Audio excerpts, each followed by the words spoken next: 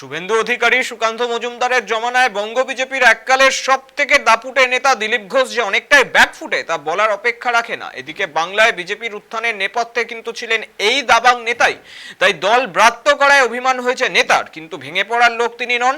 এক কথায় বঙ্গ বিজেপিতে চর্চা তুঙ্গে। এসবের মাঝেই কটাক্ষ করতে ছাড়েনি শাসক শিবির। এখন আদি বিজেপি বনাম তৎকাল বিজেপি তীব্র লড়াই হচ্ছে।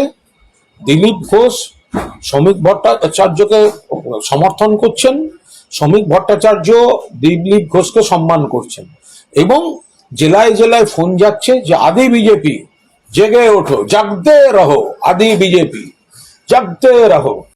আমাদের দলটা হাইজ্যাক করেছে, তাদের হাত থেকে আদি বিজেপিদের স্বাধীনতা সংগ্রাম চালিয়ে রাখতে হবে।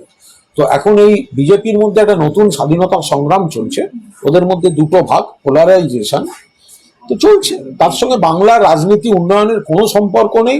বিজেপি গোহারা হারবে, আমরা